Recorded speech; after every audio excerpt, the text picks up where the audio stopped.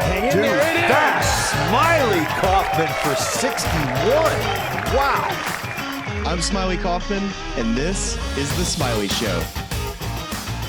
All right, guys, welcome back to another episode of The Smylie Show. We have an incredible guest today. We have the Charles Barkley joining. I feel like I need to do like a starting lineup intro from Leeds, Alabama. We have Charles Barkley joining the program. Charles, a couple Birmingham guys. How about this? Yeah, man, we're doing pretty good for a couple homeboys from Alabama. I don't talk about Birmingham, man. I'm from Leeds. I got to give Leeds their flowers.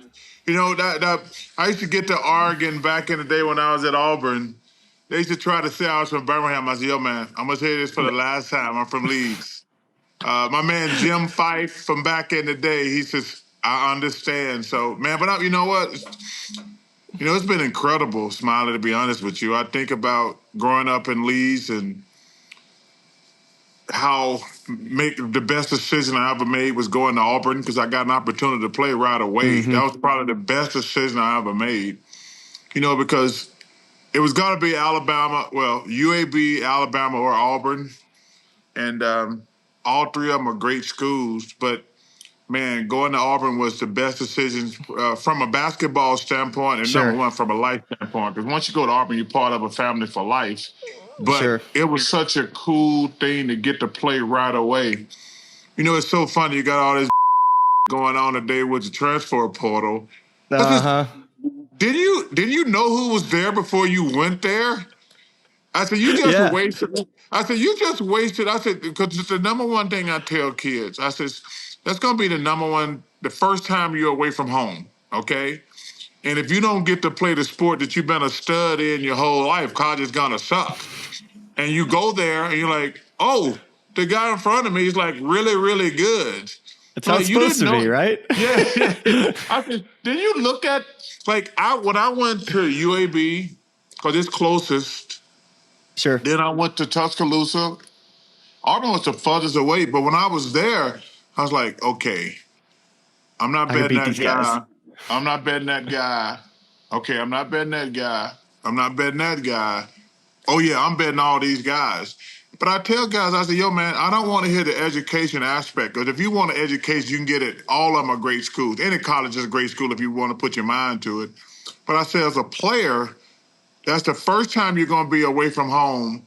And if you don't get to play, college is going to suck, but it's going to screw up your grades anyway. Because if you're a stud in high school and you go to college and you're a long way from home and not getting to play, it's going to affect your grades. It's crazy how much just college athletics, NIL, it's all changed. And Auburn University, it's crazy to me how really the Auburn basketball program, what it's done under Bruce Pearl too. I know we didn't come on to talk about Auburn basketball, but sure has. Yes, we did. I'm surrounded by Auburn people in my house. My daughter's a diehard Auburn fan. My wife obviously cheered at Auburn, so I'm surrounded by it here, man. From an LSU Tiger. Well, you married up first and foremost. That's fair. Outkicked my coverage. Yeah, it's so interesting. As much as I love Auburn, I never thought Auburn would go to the Final Four. I thought we'd have some, because we'd never been. And now we've been 2 times in like 5 years. I got nothing but love and respect for Bruce Pearl. I admire him. I respect him. He cares about his kids. But, man, what he has done for the Auburn basketball program has just been incredible. I mean, and I get lucky because, I had never been to March Madness before until I started working the tournament. And I'll say this, I was blessed to go to the Olympics twice. The Olympics are the best thing I've ever been to in my life. And I tell you, if you really say you're a sports fan, there's 2 things you got to do in your life. You got to go to the Olympics as a fan, and you got to go to the Final Four. I tell people, they're the 2 most amazing things. And then I think it was 5 years ago, somewhere in there, Auburn's at the Final Four. I never thought in my wildest dream we'd be at the Final Four. And then last year, we go back again. And I didn't think we could beat Florida. I thought Florida was the best team. I mean, all the Auburn people got mad at me. I said, well, I got y'all going to the Final Four. I just don't think anybody can beat Florida. I said, it's not my job to get on TV and just pick the homer teams. I said, we got Kenny for that. Kenny picks North Carolina. Yeah, Kenny picks North Carolina every year, and he's never been right. So, but Man, Bruce Pearl, him and his staff, Steve, his son, and the guys, Marquise. I just got a lot of love. Ira, I just got a lot of love and respect for those guys. And, it's so screwed up the way it is now, Smylie. You're going to have a different team every year, and, kids are just going to the highest bidder now, so you don't know what players you're going to have until the season starts. I played golf with Coach Saban recently, and that guy, I admire and respect the hell out of him, but he's the greatest college football coach ever. And, just talk about ways to fix the sport. I don't know what you're going to do, because I don't know how you're going to be able to put the toothpaste back in the tube. Mm-hmm. And I said, he was picking my brain, and because I want to fix it, because my thing is, we have screwed up college sports for like 1% of the players who probably should be getting paid. Yeah, they definitely. But the other 99% are getting a free education, which is the most important aspect from where I look at it, because most of these kids are black kids, and I want them to get that free education because it's a big deal. But because some guys were not getting paid, and I'm not opposed to players getting paid, but not the numbers they're getting paid, because that's an unsustainable business model. To come up with $10, $20, $30 million every year. And basketball, the thing that sucks about basketball, Smylie, if I'm going to pay, I have to pay a kid millions of dollars to be at Auburn for 6 months. I'm not getting any return on my investment. That makes 0 sense. At least in football, you get a great player. You can pay him for 3 years. He's there. But to pay a basketball player millions of dollars to be at Auburn for 6 months, and Cooper Flagg is amazing. Like, he got Duke to the final. He got Duke to the Final Four, which is incredible. But they didn't. If you're gonna pay guys millions and millions of dollars, you got to at least get a championship out of it. And he wanted. You can't guarantee it. You can't guarantee it. And he is phenomenal. I cannot wait to see Cooper Flagg in the NBA. And they had a bunch of NBA players. I think, forget the kid from, he went to Charlotte. Can't think his name. You had the kid who went to the Sun. They had 3 NBA players, and they didn't even win the whole thing. So I just don't understand how we're going to fix this thing. It's going to be very interesting in the next few years. Well, even too, the last thing I'll kind of touch on with this college and NBA stuff too is that you have a player like Chad Baker-Mazara, who's one of the best players at Auburn over the last couple of years. He obviously was up for a renegotiation process, ends up taking more money or allegedly takes more money and goes to USC. Reminder that he's a player that's 25 years old, the same age as Zion Williamson, who's just finishing up his 5th year in the NBA. So all of a sudden you have these super seniors that are taking advantage of the system by making more money in college. Because is Chad Baker-Mazara going to be a good pro? Maybe. Doubtful? I don't know. But there's plenty of really, really good college players that aren't going to be pros that are just maximizing the amount of money that they can make in their career, which would you blame them? Probably not. Well, I blame the NCAA for that. Listen, man, we got some guys that had COVID for like 5 years now. Listen, I think there should be a max you can be in college, probably 5 years. You can't stay in college forever. Even if you're making money, I don't think it's fair. You can't have 25-year-olds playing against 17, 18-year-olds. I don't think that's healthy. I mean, the COVID thing is over, first and foremost. But there's 2 problems to this whole thing. Think about this, Smylie. Every sports league in the world, in the entire world, think about that.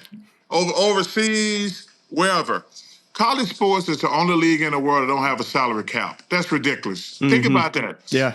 Every single sports league in the world has a salary cap, except the NBA, the NIL. That's the first problem.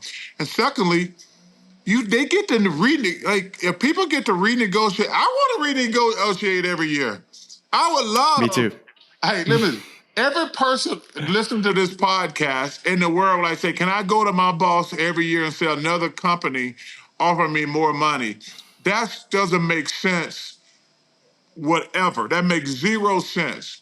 So, and then I know the first thing people say, well, we got to have a salary cap. I said, well, that sounds good, but if I'm the big schools, I don't want a salary cap. No, you want your advantage. Why do I want a level playing field? So everybody's not in the same situation. So, man, I want to fix it so bad. And everybody said, we want to fix it. I says, I want to fix it too. But it's not that simple. Because like I say, Gosh. they said that Ohio State spent $20 million on transfers last year, and they won the championship. So why would they want a salary cap? Because somebody else going to pay that much money this year and next year and the year after. And the thing is, the number's only going to go up. But it's just an unsustainable business model. But also, if we keep, number one, they're going to start cutting from other sports, especially the women's sports. Yeah. And also, golf. and some of these smaller schools, they're just going to be like a minor league system. Yeah, it's messed up. Yeah. So, I want to fix it, but I just don't know how it's going to be done. It's not that simple. It's definitely going to be tough to figure out. Maybe you and Coach Saban continue to play some more golf and y'all can figure it out on the links, because it's going to be one that's tricky. And then you have other players too. You talk about the renegotiation process. What about the players that you want return on investment from that turns out they suck? Those are the players you're like, oh God, I can't believe we spent $1 million on this guy and he can't throw a forward pass. That's the other side of the coin. Well, I when I start getting ready, the way I do my schedule is I really don't, unless I'm just sitting around, I don't watch a lot of college basketball like the first couple of months. So it's like October, November, December, I get ready for that's the NBA. I say, okay, I'm going to watch the only NBA right now because I got to concentrate. But I've seen each team play probably 5 or 6 times. You know who's good, who's bad. You know what it's going to come down to. But starting January the 1st, I watch about 3 or 4 college games a day. We get a report every week on every conference. But when I'm reading some of the stuff, to piggyback on your point, some of these young kids are getting harassed because they took so much money to go to a certain school. And, you don't know. If somebody offer you more money, you have to factor in, wow, there's a big difference between the South, Midland South, and the SEC, the Sun Belt, the ACC. Yeah. So when you pay these players to move up to high-level competition and they're not as good, because I tell you, it was so funny. I live in Scottsdale, obviously. And so I'm sitting around one night smoking cigars and drinking with my guys. And I'm laughing. They're like, man, Luke Longley, he's not a great player or a really, really good player. I said, he's a good player.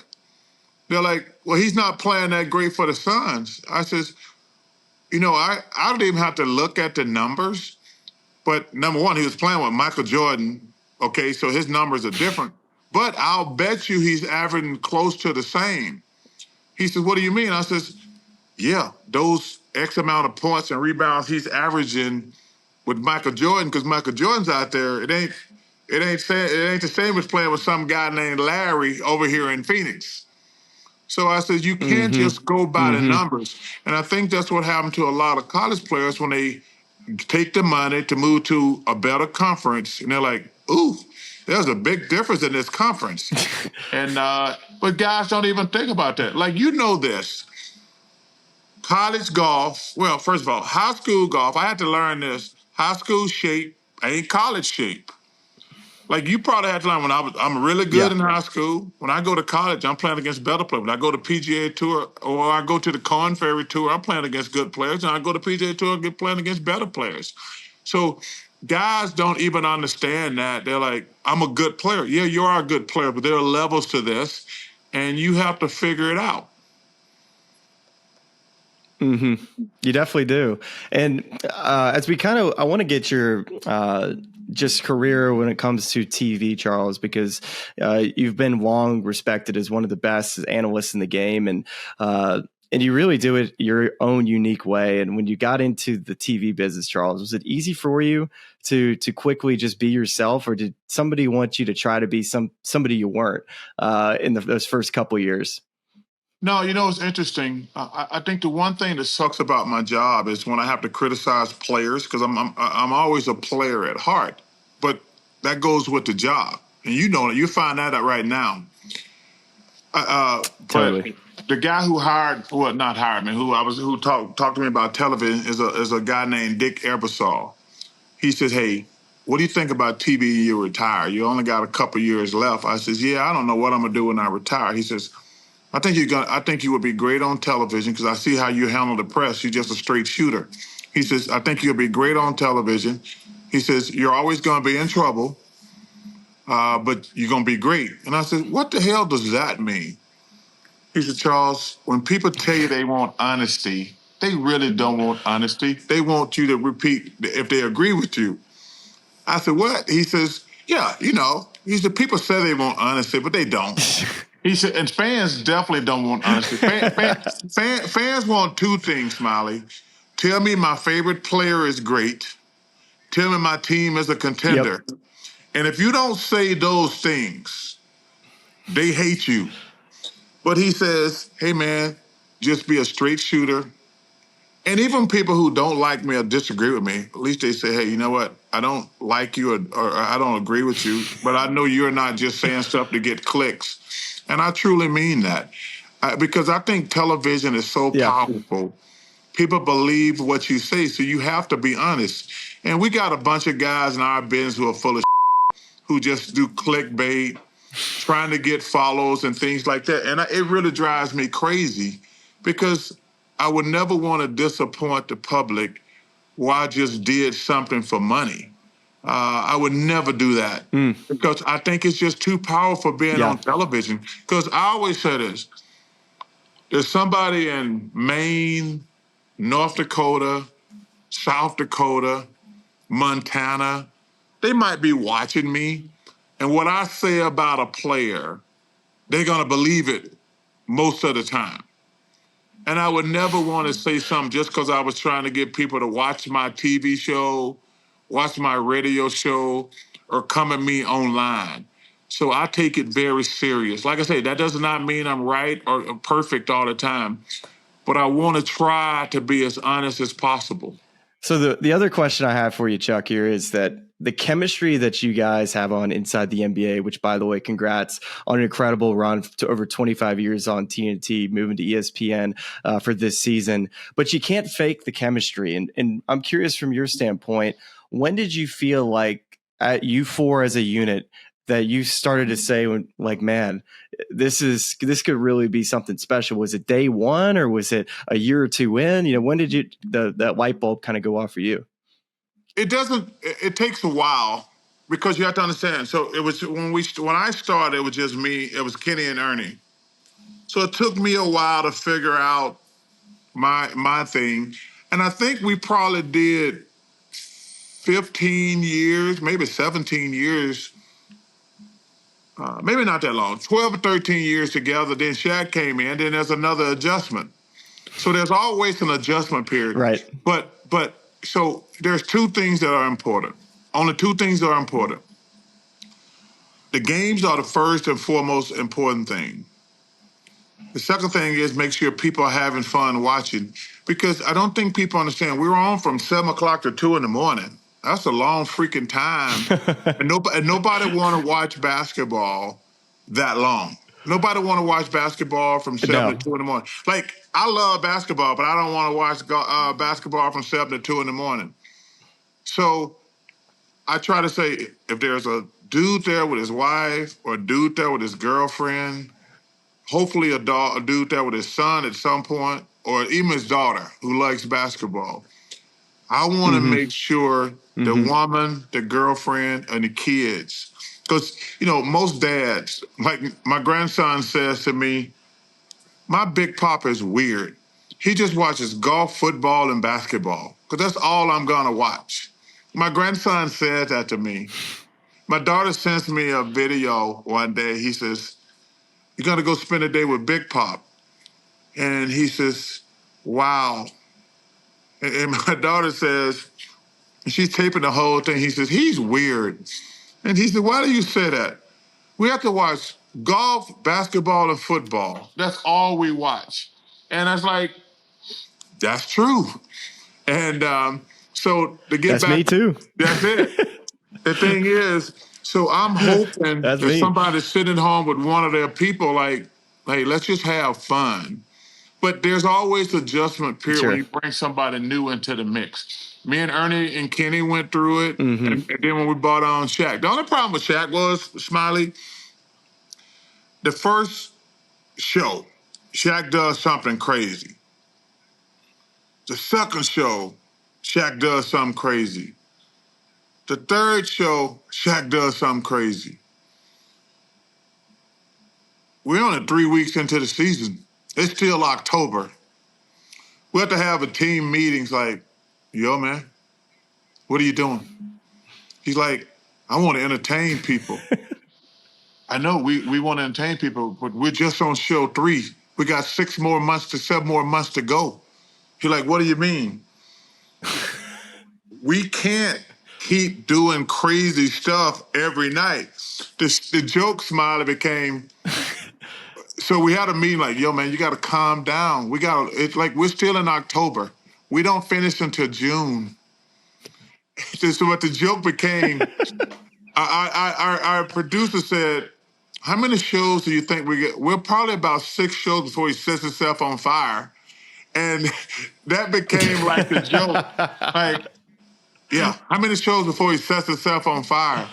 And we started laughing. We told him, like, at the rate you're going, we're about 6 shows before you set yourself on fire. And we're like, yo, man, we're not trying to keep escalating. It's impossible to go crazy for all these months. And but the thing is, we hope. I said, we hope that the game, like, go back to my original point, we hope the games are great. Because let me tell you something, there's nothing there's nothing here than 2 bad basketball games from 7 to 2 in the morning. There's nothing worse. Like, because you got to find something to talk about. Oh my, Smylie, that, I said we go from 7 to 2 in the morning. When you have 2 bad games, it's like we've been on for like 12 hours straight. And we're like, what can we do to make people stay watching? That's really the only time we're like, we get together, like, what can we do to something stupid and fun? What can we do stupid and fun? Because, like I say, when you own that long and you have 2 bad games, it is the longest night ever. Right, because you'd rather just be an analyst. You just want to break down, like, it's what you love to do. You love to talk basketball. There's nothing better when the there's stuff that 2 you'd good rather games. talk about. There's versus nothing better. There's nothing better when it's 2 good games. I mean, there's absolutely nothing better when there's 2 good games. But there's nothing ever worse when there's damn 2 bad games. Chuck, is it going to be weird though when you go back and watch your show or see highlights from your show and you see ESPN, on the bottom ticker? Is that going to be something that's going to be different for you? Because, you had to have a lot of pride with your show being on TNT for so many years. And I'm sure that there was times where you'd look at the opponents, their post game shows over at ESPN and thinking, man, they can't hold a candle to what we can do. And now all of a sudden you got ESPN on your bottom ticket of your show. Yeah, there is some trepidation and nervousness for several reasons. Number one, it's going to be totally new, but and there's been a really lack of communications from everybody. Because I don't think nobody know what's going to happen, to be honest. So, the best part of our show is like that 45 minutes to an hour, we get to go crazy after the game. That's the best part of our show. Our question, in which we haven't got an answer for, is, do we have to go right to Sports Center? Or when we on ABC, do we go right to local? Those are two important questions that we actually getting together in about 2 weeks, and we're going to finally sit down with ESPN face to face and says, hey, can y'all tell us how this thing is going to work? Because I've talked to some of their people. They're like, sometimes we get like 3 minutes. They're like, we got to go local. We got to go to the local affiliate. So that's it. You got 2 to 3 minutes. I'm like, we can't even discuss what happened in the game in 2 to 3 minutes. We're stuck. Or they're like, you got 7 minutes or 10 minutes, then you got to go to Sports Center.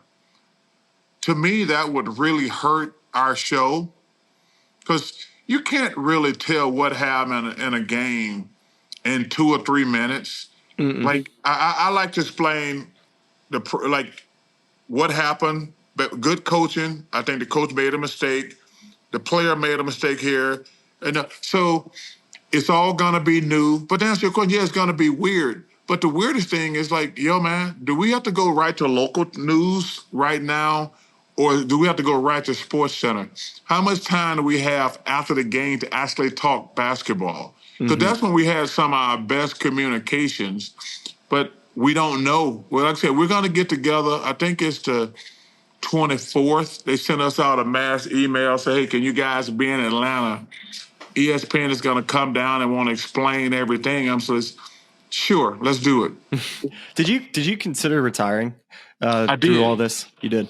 Well, I did for a couple reasons. The reason I didn't retire, we got to keep everybody hired. You know, the last year really sucked for me, Smylie, to be honest with you, because, you know, I've always lived in a fantasy world where I've been around rich jocks and my friends. But to be around people who talk about their mortgage, having their kids have to switch schools, it was really painful because, you know, I've known these people for 25 years and we never thought we were going to lose the NBA. But to be around my friends and having them say, yo, I got to find a job because I got to worry about my mortgage. I'm about to send my kids to a different school. That was really painful for me and Ernie, Kenny, and Shaq, because we would have been fine. So in my mind, I had decided to okay, I don't know if I want to do this. And me and Ernie are always stepping together. And then when this opportunity came up, because I met with NBC and Amazon, and even if I went to one of those networks, I would have a whole new team more than likely. So I was concerned about that. And then all of a sudden, this thing with ESPN came up, and I was like, wait a minute, we can keep 200 people jobs who I really like and admire. Let's do it. And Ernie and Kenny and Shaq were like, yeah. Because all three of us probably would have, all four of us would have got hired. Ernie would have, I don't know if Ernie would have went to another network. I can't answer for him. But we all had, I definitely had opportunities. But to keep the people at Turner employed, that to me was the selling point. So yes, retirement was first on my list. But like I say, if I go to Amazon or NBC, I got a whole new crew. Sure. And I didn't know how that was going to work. But as long as I got everybody to stay employed, man, I was happy with that. And it's a business from NBA's perspective with all the different networks that want a piece of the NBA rights. But still, are you a little bit upset with the NBA and maybe not finding a way to keep NBA on TNT? 100%. They just went for the money. They just went for the money. And listen, I understand. We're in the money-making business. I was disappointed. They just took the money.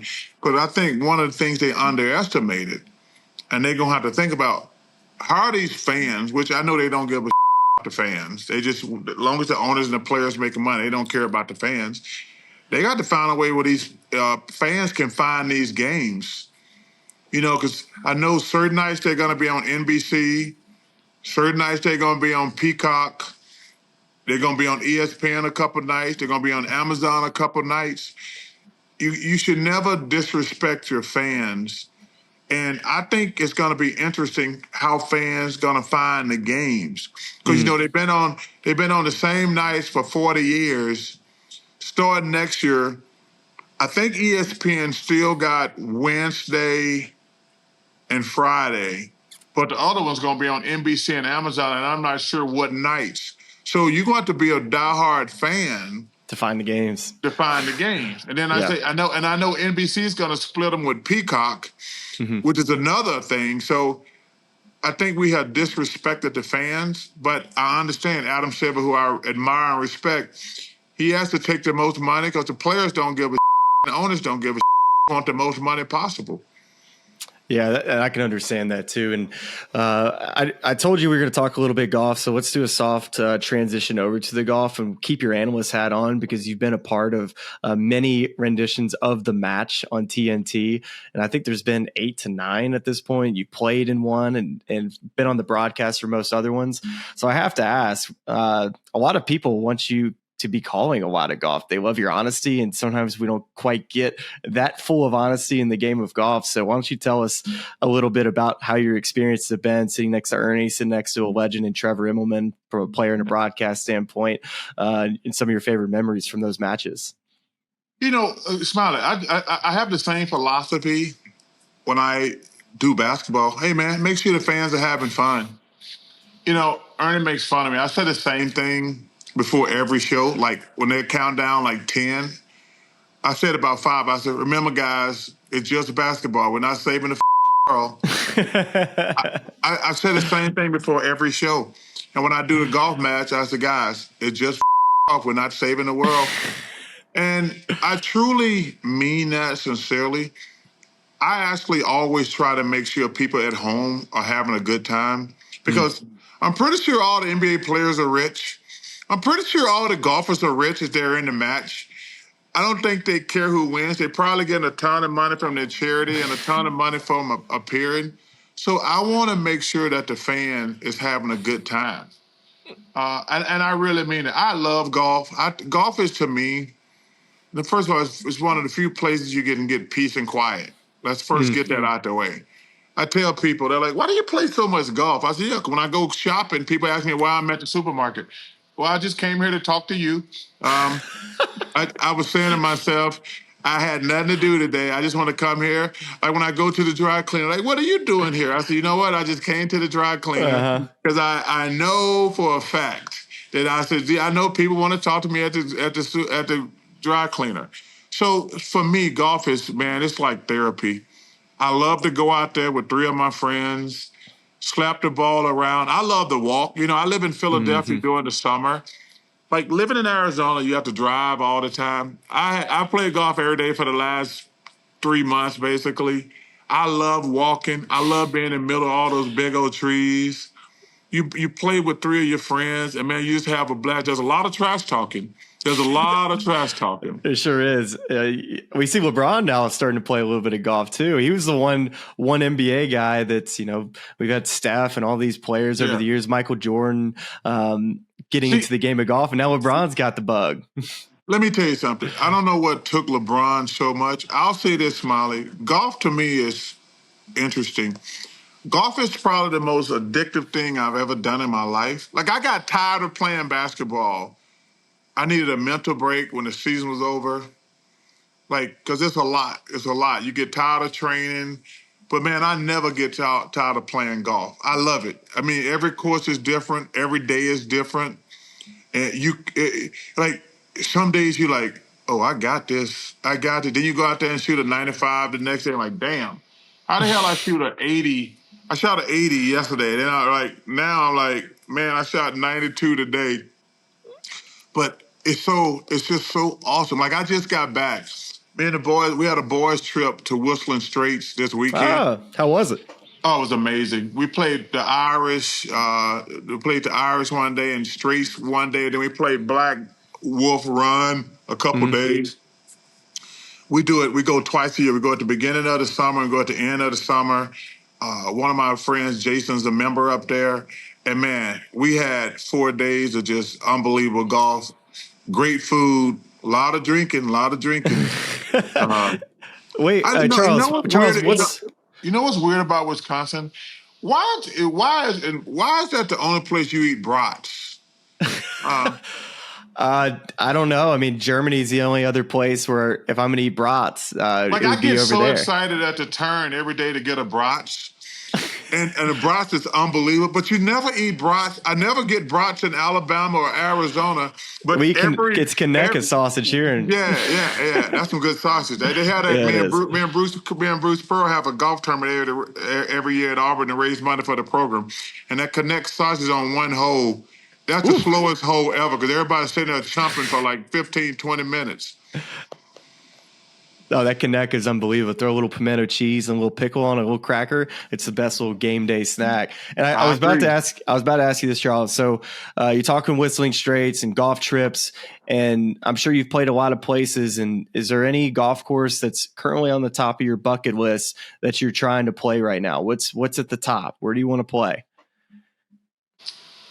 Well, my favorite golf course is probably Saucon Valley. It's about an hour outside of Philly. They got 3 golf courses. They played the men's senior open and the women's open probably twice in the last 6 or 7 years there. They got 3 courses. My favorite is probably Way Hill, but the old course and the Grace, are fantastic. I'll tell you this, and he's probably going to get pissed, but I don't care. He can't beat me. Peyton Manning is a great dude. He calls me a few months back. He says, hey, you want to go play Augusta? I'm like, yeah, let's go. And he's like, I haven't told you the dates yet. I says, I don't give a whatever I got planned, I'm going to Augusta. So he invites me and Grant Hill and Dwayne Wade, and we play. This is like 2 weeks before the Masters. 2 of the best days of my life. Wow. 2 of the best days of my life, Smylie. Because I played one other time, but it was kind of like late, and it wasn't in perfect shape. It was still good, but it wasn't in perfect shape. But this was 2 weeks before the Masters. Man, that was one of the great experiences of my life. We stayed on the property. So shout out to the great Peyton Manning. And if he do it again, count me in, Peyton. But he took me and Dwayne Wade and Grant Hill, and we're like, yo, if we die tomorrow, it'd be a good way to go. Playing Augusta for 2 days. We stayed on the property. It was incredible, man. It was incredible. I played Pebble Beach. I don't like Pebble Beach, to be honest with you, because I hate taking 3 layers of clothing. It's amazing. It's beautiful. But like when you start out in the morning, it's cold. Then you have to take off all your layers. Then you have to put them back on. I hate all that. I mean, it's beautiful scenery, but I'm a warm weather golfer, man. I'm a puss deep down. I do not want cold, wind, or rain. You sweat a bunch too. I've had you on our desk in Reno, Tahoe for the American Century Classic. I don't know if who sweats more between you and Tiger Woods. Well, Tiger sweat because he's in shape. I sweat because I'm out of shape. Those are 2 different. Like he's probably, he's in great shape, and he drinks a lot of water, so it's just coming out. I sweat because I'm fat. So there's a huge difference. His is hydration sweat. Mine is fat sweat. Those are 2 different things. Hey, I'm proud of both. Charles. Yes. Oh gosh, man, that's too good. Who's the best player you've ever played with? Tiger's the best player. I played with Tiger probably 15 to 20 times. He's the best. What about the best round? Did he have the best round you've ever witnessed? He always played great. It was amazing. Like it was the most talented golfer I ever played with is Phil Mickelson. There's nobody ever played golf had more talent than Phil Mickelson. Tiger is the hardest working golfer I've ever seen. Like I would call him sometime in the morning, and he was hitting balls. I said, I'll call you back later. And I called him back like 5 hours later. He was still hitting balls. I was like, damn. I said, you're supposed to hit balls for like an hour or 2. That's it, max. But Tiger's the greatest golfer I've ever seen. But the most talented golfer I've ever been around is Phil. There's nobody had more talent than Phil. He was incredible. What's crazy, I met Phil because Amy, his wife, danced for the Suns when I played. And I tell you a funny story. I just got traded to Phoenix, and I didn't know Amy at the time. And Amy says, hey, I get to know her and just hanging out.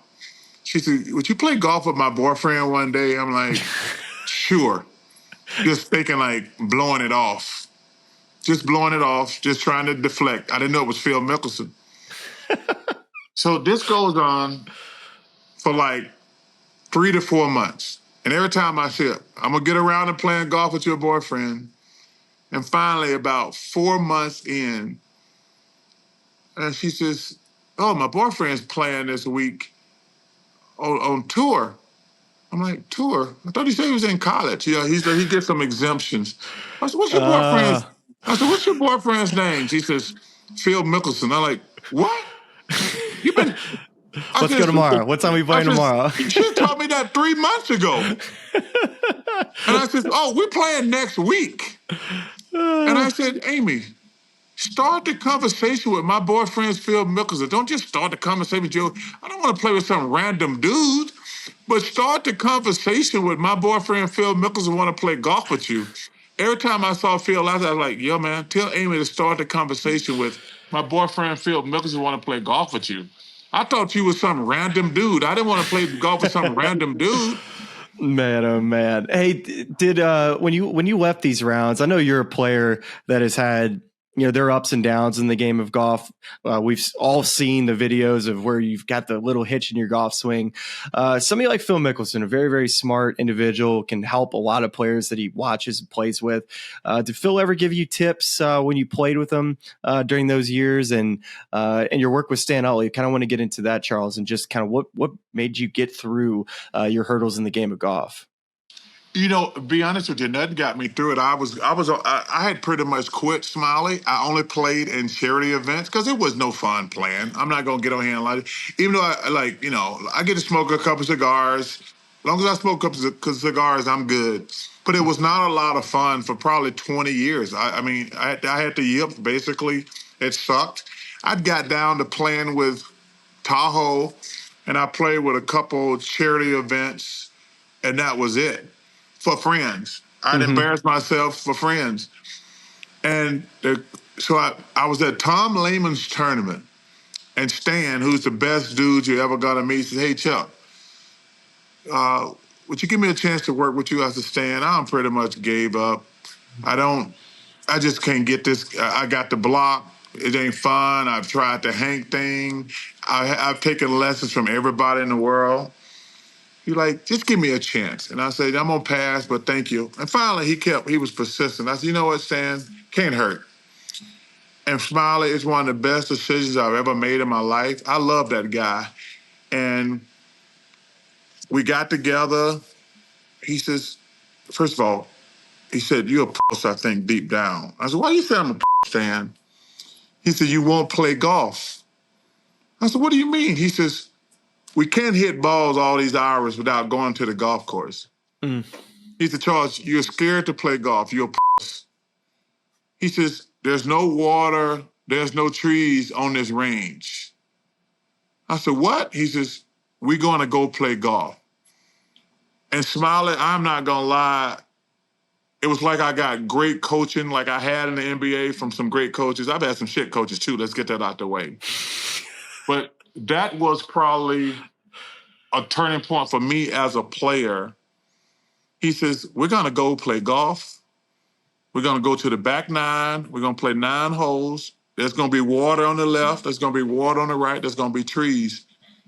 And he says, I just want you to think about one thing. Don't worry about anything else. He says, just work what I'm trying. It's like, I want you to swing the club, but think about one thing. Because I was mentally paralyzed. When I was standing over the ball, I was thinking about, I had like 5 coaches talking to me at the same time. Like, what did this coach say? Charles, I've been there. Like, I get it. Like, I get it. I've seen, 6 to 7, 8 golf coaches, and I've had the same thoughts over the golf ball. And you're talking to somebody who was blessed with a lot of talent to play the game at a very, very high level. You can't have all those voices. And that's what Stan said. He used to say, hey, screw all those other coaches. They're all good coaches. He said, I just want you to think about one thing. And, man, I started hitting. It took me a while, probably 6 months or 7 months. But now, anytime I play golf, I feel like I'm gonna have a decent round. But man, Stan Utley, but he's the best at simplifying. He says, don't worry about trying to swing like this guy. First of all those guys out there, they tiny. You're a big old dude. He says, you can't get in the position Tiger, Rory, Justin Thomas. Those guys are this tall. You're never gonna be as flexible as them. You got a lot more leverage and anti-leverage. Like, you got a lot of more moving parts than those dudes. And he says, just think about the one thing we're working on. And man, he's unbelievable. That's awesome. I mean, he's unbelievable. Nothing makes me more proud when you show up on the 17th hole at Tahoe and you're having a good day. Like, I think you hold out for the first time this year. What was that on the second hole at Tahoe? You spun it back into the hole. I mean, you've had some incredible moments over the last couple of years. You're actually starting to have highlights when you come to the 17th hole, which is fun. Well, let's don't put an S on that. It's highlights. Highlights. It's not highlights. No, we had two because you stuffed it on 16. You hit one in there close. You know what? I feel really good. I played with the great Gary Player last week. He's been a great friend. Why was that match on Golf Channel? I would have watched you, Gary Player and Charles Barkley mic'd up playing golf. That's what people need to see for the match. Joe, I tell you what, he has become a friend the last 2 or 3. His daughter lives in Philly, and what a great man. He's turning 90 like in the next week or so. He hit every fairway. I mean, it was amazing to watch. And he gave me a bunker lesson and a chipping lesson. And he's just a wonderful person. And, he's excited. He's found new love in his life. They're both 90. I'm like, damn. Like, he was so excited talking about this new woman. And like, unfortunately, his wife passed away way back. And he says, Charles, you're not going to believe this. I'm in love. I found a woman. He's like, I says, found a 90-year-old. He says, we play golf every day. We work out together. He says the most incredible thing. So I'm happy for him. Because, good for him. Good for Gary. Oh, my God. And it's so crazy. He's such an amazing man, Smylie. Like, when we've been playing golf about 3 or 4 years, and he'll say something, I'm like, yo, man, stop right there. Don't just gloss over that. He's like, I was spending time with Nelson Mandela, and what do you think of this next shot? I said, yo, man, I don't give a damn about that next shot. Can you just go back over here? You just sit there and said you were with Nelson Mandela, one of the greatest human beings ever. And then you want to ask me about this next golf shot. You're going to have to tell me about Nelson Mandela because that was incredible. And he tells me these Nelson Mandela stories. And then he talks about Charlie Silford, Lee Elder, heroes of mine who I got to know a little bit in my day. And he was telling me about he had to ask for permission to bring black people to South Africa back in the 70s and 80s when they had apartheid. And I'm like, man, I admire you so much. And he does so much for young kids today. And like I say, this dude just said I was with Nelson Mandela. And I was like, wow, this is incredible. And when he starts telling me stories about that, like, can we hurry and finish golf so we can go talk about Nelson Mandela? How did Gary play? Like, what did he shoot? I think he shot like even par. What? I mean, I know he's obviously incredible, but still at 90 years old, shot even par? What tees is he playing? He playing the white tees, but Smylie, 245 down the middle, 250 every time. He's hitting 245. He's probably 245. I'm not even joking. And then, they make these woods so good now. He hitting a wood, and they land like butterfly with soft feet.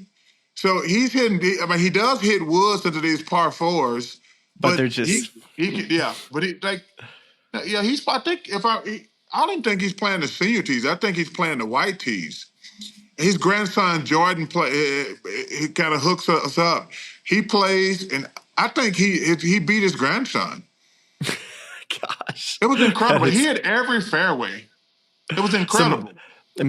Breaking your age is something that every golfer wants to do at some point in their lifetime, and he beat it by, 18 shots. Yeah, I'm just trying to beat Mr. Players. I'm just trying to beat his age. I love that. That is so good. Well, you kind of brought up Nelson Mandela, and it kind of made me think about what would your dream foursome be, Chuck, and where would y'all play?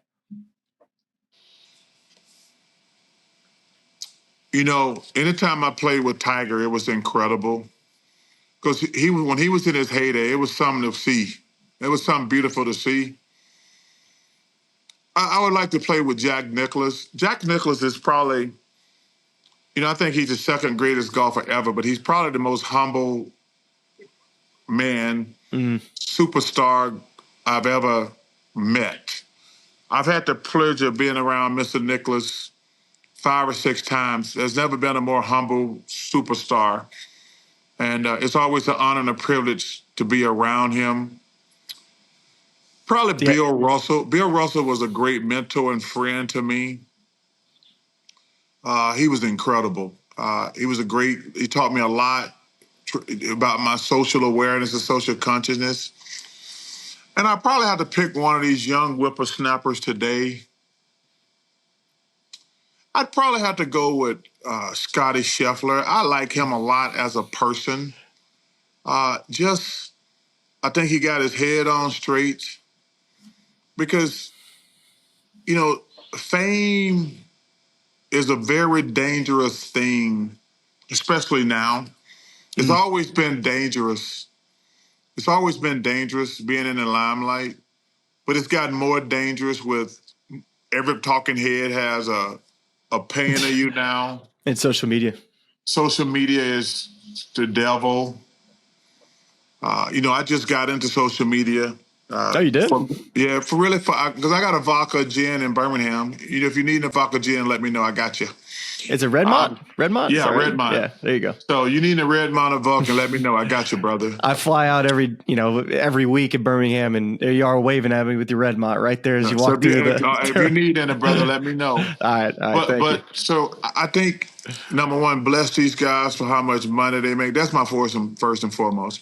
But, I bless these guys, and they can make a lot of money. But, man, they have to keep their head on a swivel. There's Where a lot. Where y'all playing? That's a great question. And by the way, this would be a 5-man Wolf game because it's you, Tiger, Jack, Bill Russell, and Scotty. So y'all were playing Wolf. It sounds like. Well, I did add a person. Hey, it's fine with me. It's fine. Yeah. Dream fivesome. Yeah, Where are we teeing up? Well, if Tiger and Mr. Nicklaus cannot get us on Augusta, it's something wrong with Augusta. So Augusta. That's a good answer. It'll be man. Let me tell you something. It was incredible being there. Like I say, it was great. That was my second and third time playing there. But to have it like in master shape before the Masters, it was incredible. I mean, that was not a weed anywhere. Dude, those slopes on those greens, people have no idea. They got zero idea. It's unbelievable when you stand on that 6th green and you think, wait, I got a 2-putt from the bottom of this hill to the top of that hill. When that pin's on that back right at 6, or you can name some other spots where you're just thinking it's unbelievable. They probably didn't have I shouldn't say probably. And they probably had the greens like half of what they were going to be for the Masters. Right. But it was a beautiful. It was honor. It was an honor to play there. But that would be it to play there. It'd be incredible. Have you been to the Masters, like as a spectator? I have not. A patron, if you will. I avoid crowds because as I go back, I told you about going to the supermarket and dry cleaner. People think I'm there to talk to them, and I want to be able to. But I would. That Birkin thing, Peyton took us on a tour of that Birkin thing with nobody there. I would never leave that spot. I would go from bar or restaurant, how you want to phrase it, I'd go like every 2 hours in every bar. But I would not. Go check out the seafood tower over here. Yeah, go get the caviar over here. You got the mimosa thing happening. And then the putting green. Come on, they got the putting green over there. Yeah, come on, Smylie. I'm black. We don't do caviar. Let's stop that. Okay. Well, neither do I. So go for Yeah. We don't do. There's no caviar in the hood. Let's let that go. That's too good, man. Oh gosh, you brought up Scotty Scheffler a minute ago, and this is kind of the best way to take us out on all this. Is the Ryder Cup's coming up, and Scotty Scheffler is undoubtedly the best player in the world. It's Rory McIlroy called it inevitable what Scotty's been able to do. Does Scotty remind you of anybody, and whether it be basketball or football, that we can maybe compare to another sport? Because right now it's the run he's gone on the last couple of years, Chuck. It's Tiger-esque. If you want to compare it to Tiger, you can, but it's been great for the sport watching Scotty. Well, I think because people like him, there are few guys in the history of golf. There's been Arnold, Jack, and Gary. And then it goes to Tiger and Phil. Those are like 5. There's a lot of great golfers now, but there's 5 guys who have stood out as far as you got to watch them on television. Like in the NBA, we had Magic and Bird, who the 2 most important people in NBA history. Then it goes right to Michael, which is Tiger. Then you probably got Kobe and LeBron and Steph. There are a lot of great players, but there's only a few guys who are like that guy. Generational. Generational. And that's no disrespect. And Scotty is that guy now. And guys got to step up. You know, I was watching Novak Djokovic the other day. And remember, there was a time when he couldn't beat Federer and Nadal. Right. And he's like, I got to do something. He went on this physical journey, mental journey, and now he's probably in the GOAT conversation. He ended up beating both of them. Oh, yeah. Somebody going to have to step up to challenge Scotty. And that's what it's hard to beat, man. It's like all of his data is unbelievable. Like just what he's able to do. But VJ beat Tiger one time. I think Wei Yang beat him head to head. And like I say, even though he's Tiger, right now somebody gonna have to step up. And it can't that's what makes sports beautiful. Like, I was so happy for Fleetwood. I don't even know him, but I know how painful it is to come that close because the pressure was only going to go ratchet up. The media was only going to ride him even harder. And so that goes back to what I was saying earlier. Man, being in the limelight, being famous or great at a sport, right now, Josh Allen, Lamar Jackson, they're 2 of the best players in the world right now. But unfortunately, the idiots in my business, they're like, well, they can't win the big one. Is it fair? It's not fair because it's a team game, but that's just the way the business is nowadays.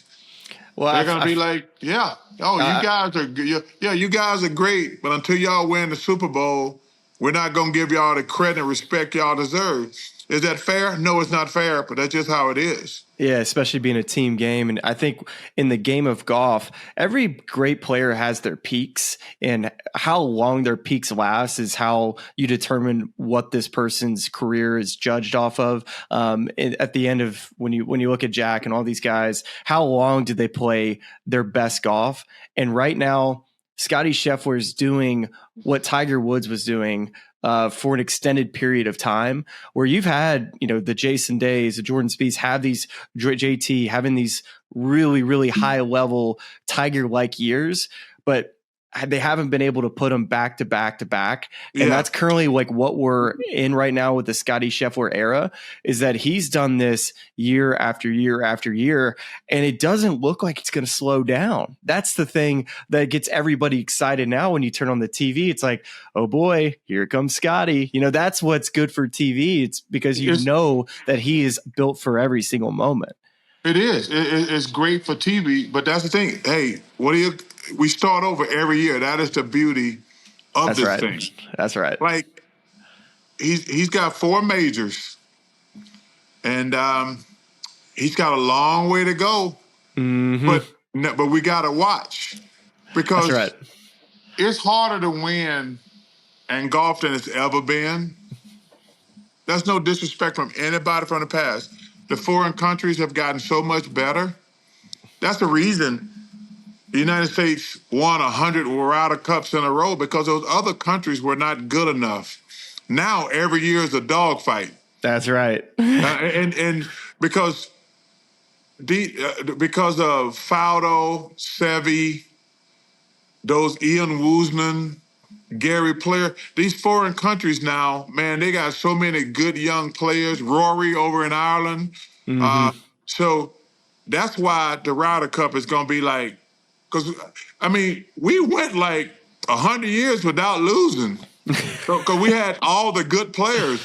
Now because, number one, they got so many good foreign players, and the golf equipment is so good now. That's what even makes Scotty, what he's going through, even more impressive.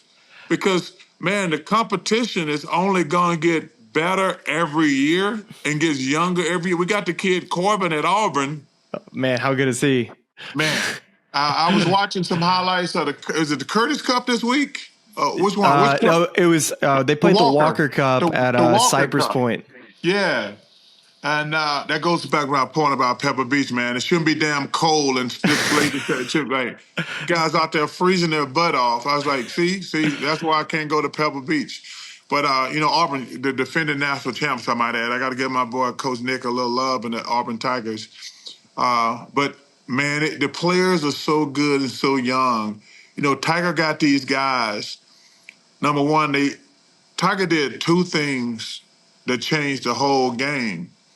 Number one, winning at a young age. Because when I used to play with all the older guys, they're like, we didn't think we could win until we were 30.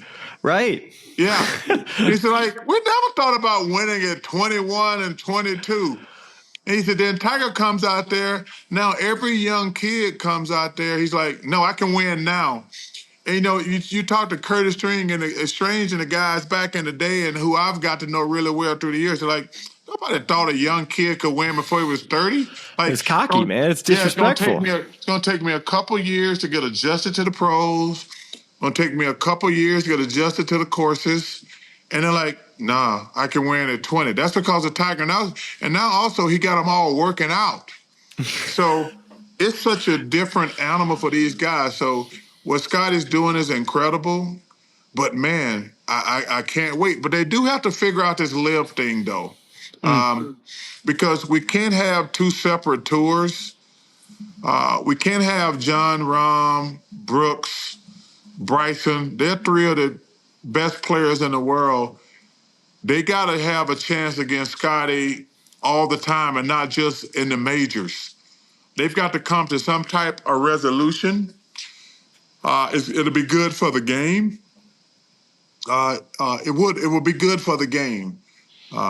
It's been a mess. I tell you what, it's been a good time to be in the podcast, at least the golf podcast business, because there's plenty to talk about when it comes to live golf. And, we've had people come on to try to educate us on just the government side, which when you talk to a lot of players, that's been a big holdup is making it to where both of these sides can come together from a monopoly standpoint. All these things that, Chuck, I don't know anything about that stuff, but I know that there's been some issues as far as trying to get the government involved to make it happen.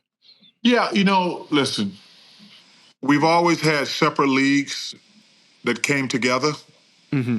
NFL, AFL, NBA. Just figure it out, right? Just figure it out. ABA. Figure it out. We've had what was that? We had the USFL. Mm-hmm. We've always had competing leagues, but at some point they're like, you know what?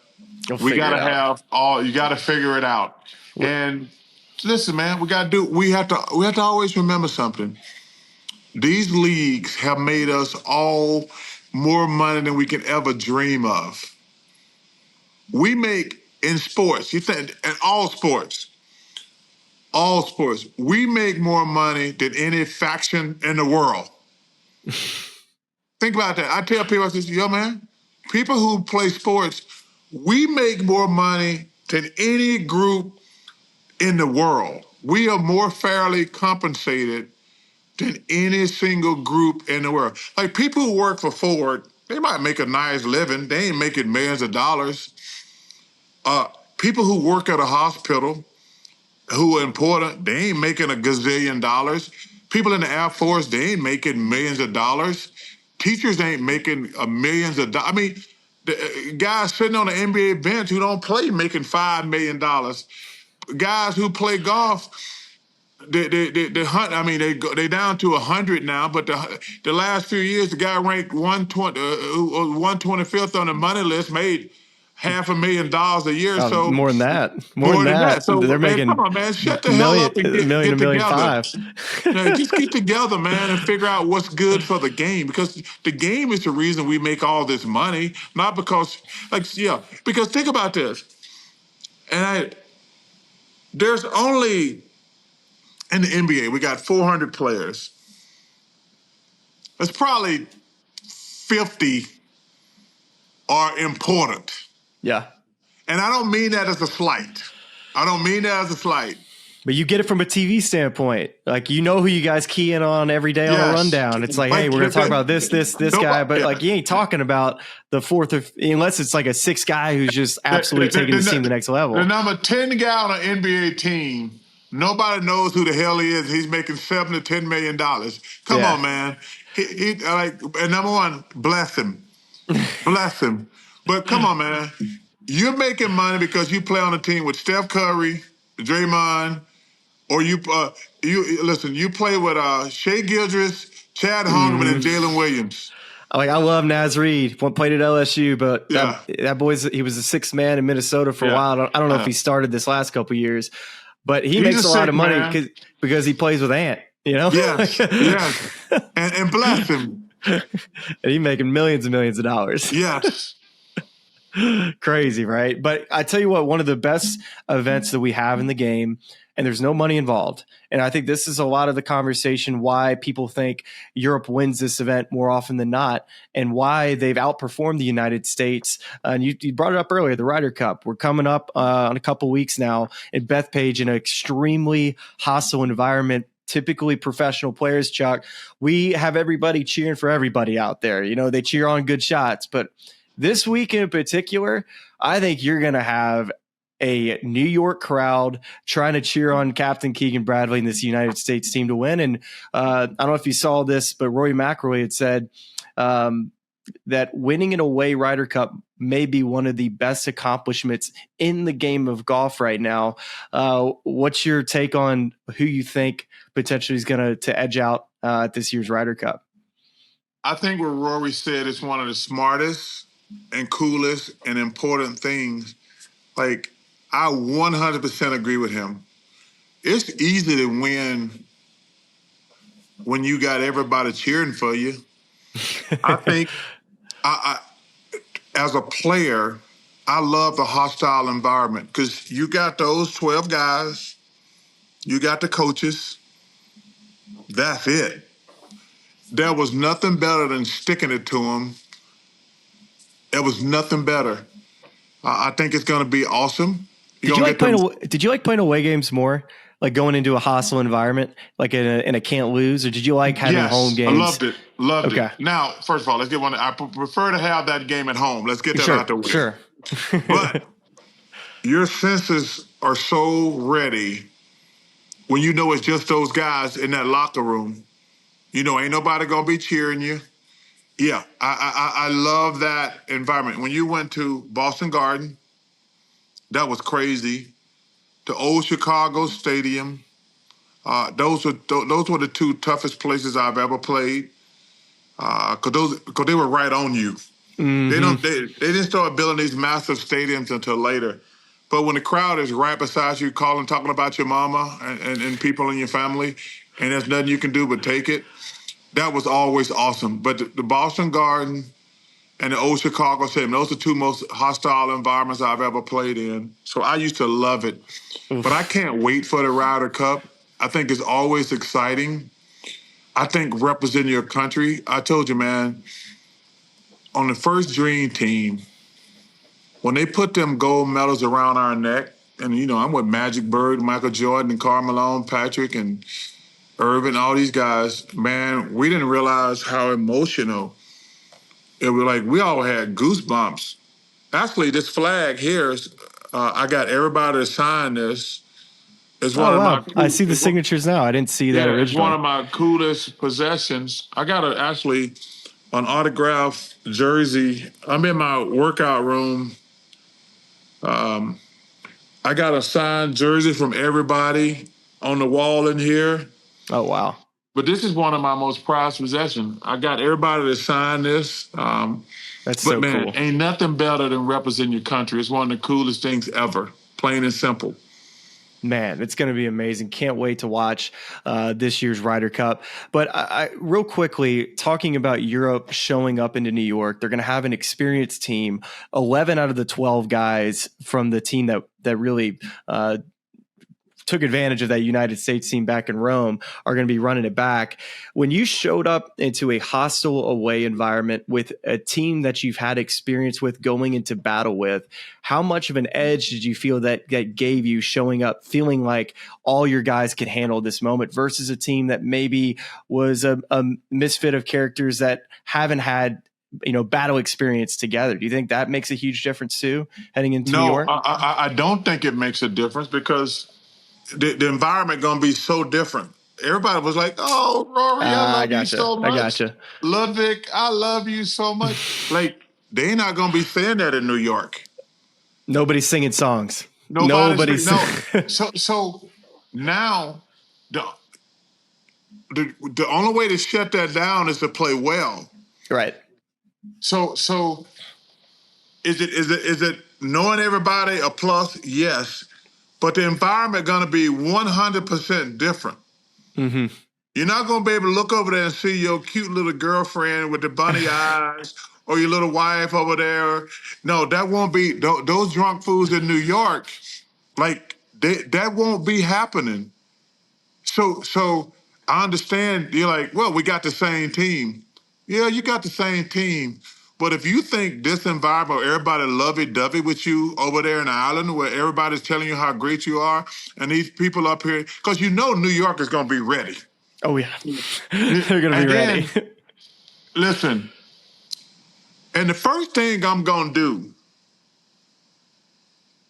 because they're probably going to have scoreboards. Oh, yeah. You got the video boards, too, that you can kind of watch the coverage, too, when you're out there. That's what I was getting ready to say. If I'm Keegan Bradley, I'm putting that Rory McIlroy soundbite up to start the matches. And when I'm one, like, I want the crowd rowdy and ready to go. I'm playing. When he said, I remember him saying that, and I saw it somewhere recently. He's like, and we're going to go to Bethpage and do the same thing. Like, I'm playing that to start the Ryder Cup. Like, I'm going to call I'm going to call ESPN and say, I need y'all, when y'all come up here to interview us leading up to, I want y'all to play that soundbite. I'm calling NBC. Leading up to the match, I want y'all to play that as much as possible. I'm trying to make the environment as hostile because that's what home court, that's what home ice, that's what all ice, field, course, that's what home advantage is. I'm trying to get the crowd on my side. I'm playing that Rory McIlroy soundbite everywhere, plain and simple. And that's fair. That is fair. I was watching something the other day. Oh, it was about the Baltimore Bullies, about their 30 for 30, the year they won the Super Bowl.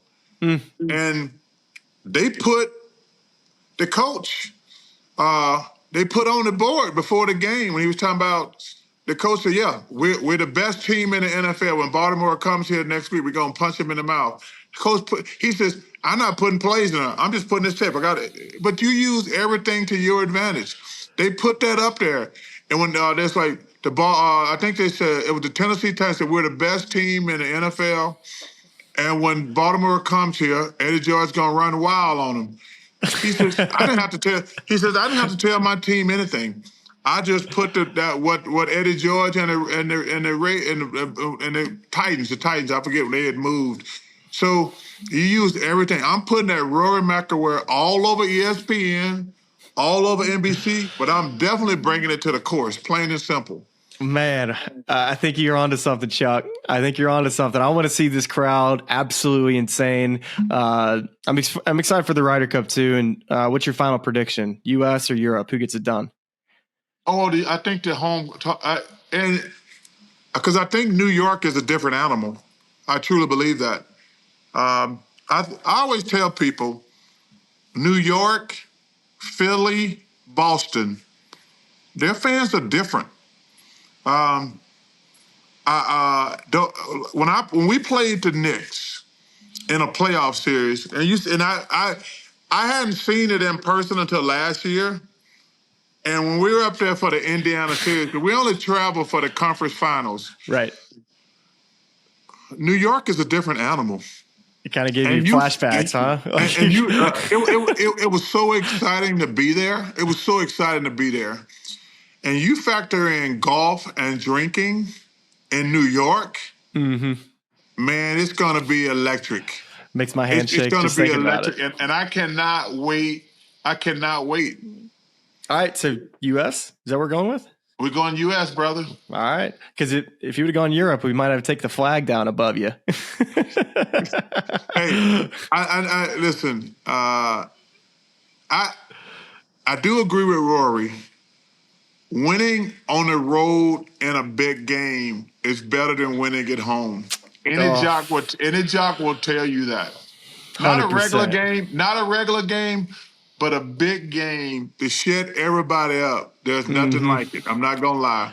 100%, man. I can't wait to watch it. And Chuck, I appreciate you, man. You took a lot of time out of your day today to talk to us here on the Smylie Show. So many great stories from golf, inside the NBA, and of course all this Ryder Cup talk.